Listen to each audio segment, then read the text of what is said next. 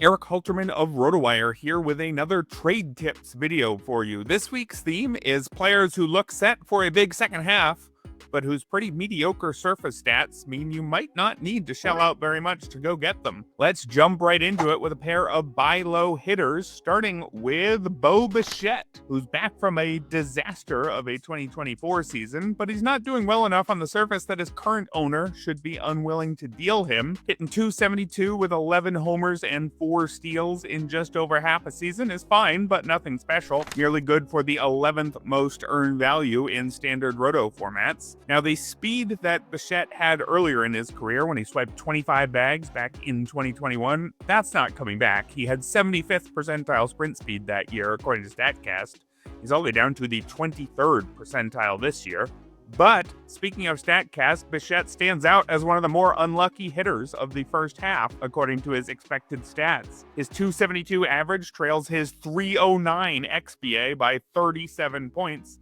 His .427 slugging trails his .509 expected slug by 89 points. Bichette's 16% strikeout rate is the best mark of his career, and his hard hit rate of 49%, that's the second best mark of his career. So again, don't expect too many steals from Bichette, but if you acquire him now, there's a good chance you get not just a good batting average, but a great one, alongside more power than he's shown so far. Up next, we've got Bryan Reynolds, who is another player whose expected stats far outpace his actual numbers. Reynolds is hitting just .240 and slugging just .397 through 81 games, but that batting average is 46 points below his xBA, which is .286, and his slugging is 127 points below his expected slugging, which sits at .524. Reynolds is striking out a career worst 25% of the time, but he's actually chasing at his career best rate, and his zone contact rate is right in line with his career average. That jump in strikeout rate seems to be driven mostly by the fact that when he does chase, he's whiffing more than ever, but I'm not too worried about that because it's not like you generally get good results on your swings outside the zone when you do make contact anyway. Reynolds has a career best 50% hard hit rate this season, and if you combine that with a strikeout rate that doesn't look like it should remain this high, you have a recipe for a player who should be able to turn his season around. One more thing on Reynolds, could he get traded? He's signed through 2030 at an affordable $13.3 million per year, but would it surprise you if the always cheap Pirates got even cheaper and dealt Reynolds at the deadline? If a move does happen,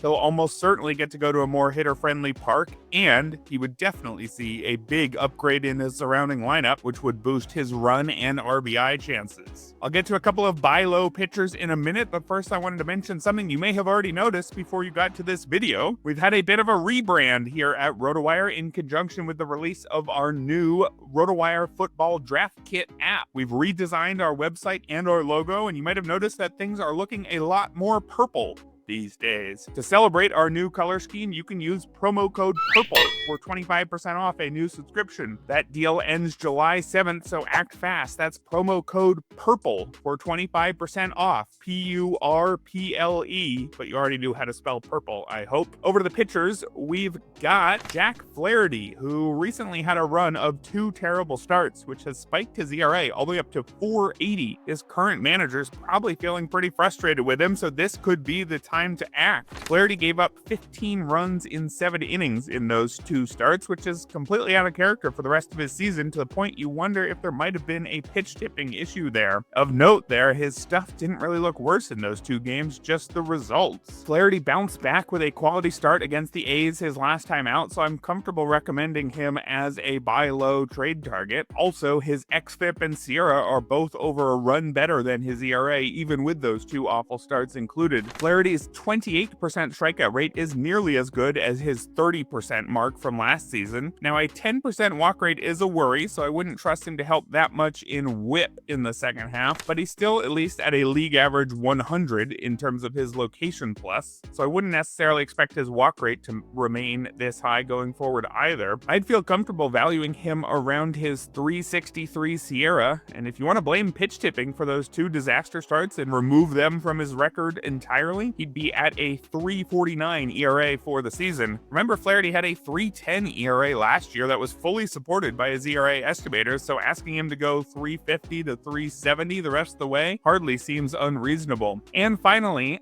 Jesús Luzardo. Speaking of pitch tipping, remember that pair of terrible starts Luzardo had back in late May and early June?